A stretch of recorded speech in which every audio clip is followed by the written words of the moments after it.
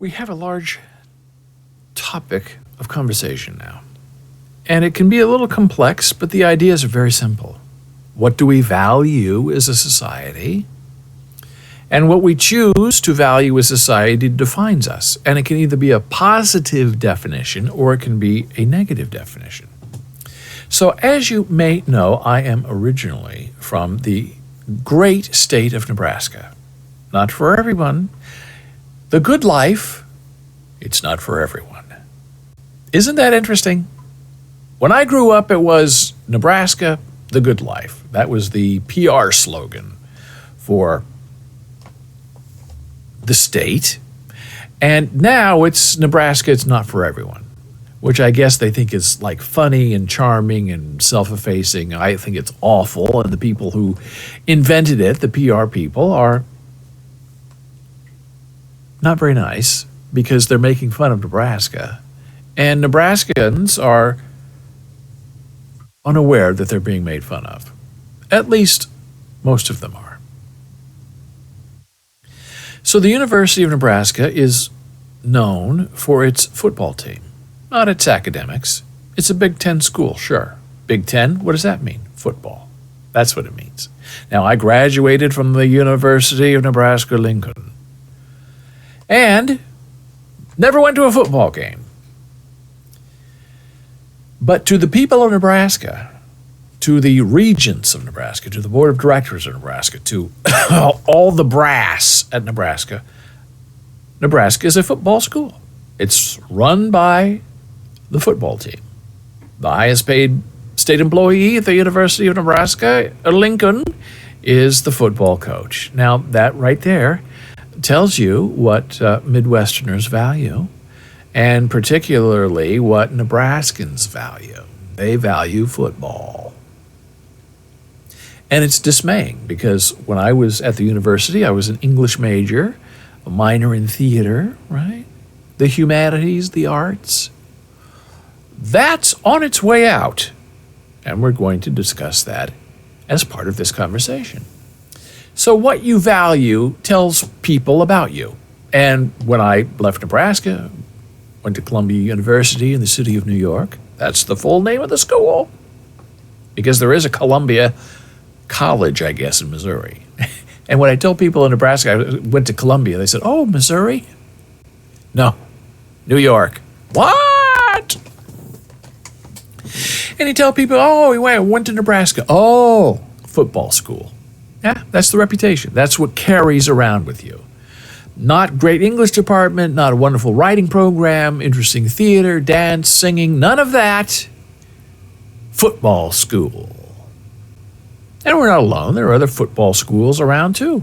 Now, Michigan, I don't think is necessarily known as a football school because they are outstanding in many interesting different ways, for example.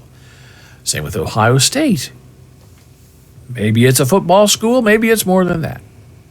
But here's where it starts becoming an issue as Nebraska grows deeper and darker red, and the two pinpoints of blue hope in the entire state are the cities of Lincoln and Omaha, but they are blue, pale blue dots in an ocean of deep, dark, bloody red republicanism. And pale blue dots are not worlds. They are just dots on a map. Unfortunately, we would like Lincoln and Omaha to be their own little world, but it doesn't seem to work out that way. So, that's how Nebraska begins in this story. And this is where it gets really interesting. Because the state of Nebraska, who claims to have no money for anything, they keep cutting funds to the school, not the football team, no, but to the rest of the university to cut costs. And we're going to talk about how this whole idea of these state schools, Republicans don't like it. They want state schools to become trade schools. They don't want them to teach humanities or the arts and other things, which we'll get to in a moment. But this is striking. Northeast Lincoln, where I am from, I grew up and lived most of my early life in Northeast Lincoln. Went to Northeast High School. You can't get more Northeast than that. Northeast Lincoln site chosen for a new state penitentiary. $366 million. So there's no money for the arts, no money to pay professors more at the university. But the football team this week is celebrating their new locker room.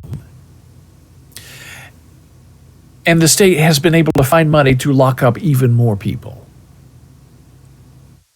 So what we value as a society and as a people defines us and condemns us. Because people generally make really bad decisions, not just about themselves, but about the lives of other people. So here's this new penitentiary that they're building, and they're putting it in Northeast Lincoln, in sort of a residential area.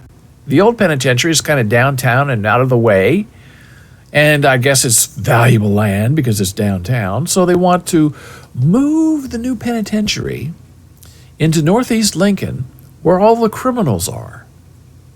Oh no, maybe they didn't say criminals. They said, oh, that's where all the staff lives. So all the people who want to work in a prison, and they have a high turnover rate of employees, all those people are going to go work in Northeast Lincoln and deal with these toxic inmates who get locked up. 1,500 bed facility. So they're gaining 300 beds. They can incarcerate 300 more people than they can currently.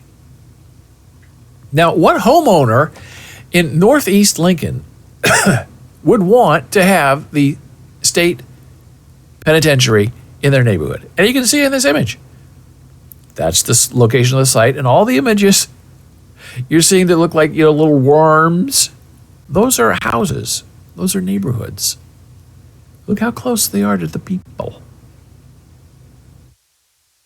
So the people who are in Northeast Lincoln are like, why are you putting the criminals where we live?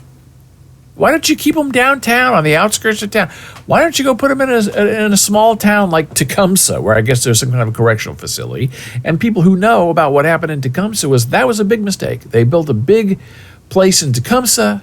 Nobody wants to work there. All the locals didn't want to work there because it was terrible conditions, and they all quit or were fired.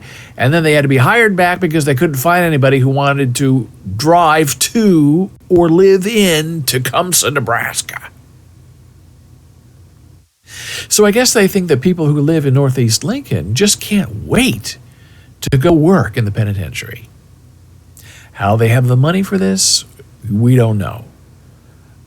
The rumor is this is the governor's way of somehow punishing the liberal blue dot mayor of Lincoln by putting this new penitentiary right smack dab in the middle of blue-collar working people in Northeast Lincoln. So that's the first hint, if you need one, that things are changing. That the world is not how we perceive it, but how we wish it to be. And the people doing the wishing can't be trusted. So now we go to another story that's just as disturbing as the football team at Nebraska getting a new locker room when there's no money for the university itself. And I don't want to hear how the football team, contributes money to the scholarship fund. When your whole identity is football, you have a problem as a university. And how you're going to put the new penitentiary, finding all this money for a penitentiary and putting it, where the poor people live in Lincoln and Northeast. So West Virginia University, another state school, deep red, Republican state, is cutting its world languages and creative writing programs. Not just making little snips, but devastating removals of programs that help define a curious and interesting mind. What we value as a society defines us and condemns us. And West Virginia University, again, just like the University of Nebraska before it, is making it very clear that football is important. I believe in West Virginia, the top paid employee, state employee, is the football coach. Again, these deep red states do not want free-thinking people, creative people, rebellious minds, people who think outside the box. They want people who will sit down, be quiet, obey, work 9 to 5, go home, and make no trouble. They want state universities, schools, colleges, public institutions, public schools to be trade-based, craft-based, which is fine. There's nothing wrong with a craft or a trade. But if the idea of a university is to train a mind to think creatively, you can't do that by cutting out the creative arts and cutting out languages of the world. But that fits in right with the worldview of conservative Republicans. They don't want people speaking anything other than English. They don't want people writing books that need to be banned. They don't want people thinking creatively or singing or dancing. They want people in a box working for them 9 to 5 for 60 or 70 years until they die. They don't want them to retire. They don't want to pay a pension. They don't want to pay Medicaid, Medicare. They want you just working in a factory until they say you're free to go home and die. It's very disturbing. In a move that shocked the faculty of the University of West Virginia, West Virginia University announced last week it was proposing laying off 169 faculty members. 169 people are going to lose their job. 7% of the faculty of West Virginia University in the main campus, the flagship campus, are going to be gone. They're going to be wiped out. And it gets even worse. 32 of the university's 338 majors would be removed, shut down. Other programs would be consolidated, like those dealing with the state's historically but declining mining industry, which would be converted into an energy program. Cuts will affect 147 undergraduates and 287 graduate students, or fewer than 2% of student enrollment. And the story goes on to tell these terrible examples of these very smart people who, for whatever reason, go to West Virginia to get a higher education. And now they're not going to stay. Because who wants to live in a state, if you are a creative, thoughtful, intellectual person, in a state that doesn't value creative free thinking? As someone in the comments said, not everything can be STEM. Not everything can be statistics and mathematics and logistics. Sometimes you have to need people who are idea people who know how to think and move and sing and challenge the current thought. That's how you build a society. Some people think this, other people think that. You have a conversation about it.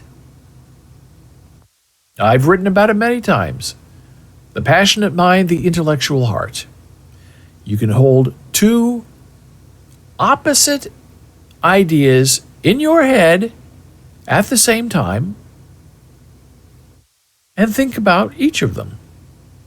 That doesn't mean you're picking a side. It doesn't mean you're choosing one over the other. You might. using your value system. But there's nothing wrong with having two equal and opposite ideas in your head at the same time.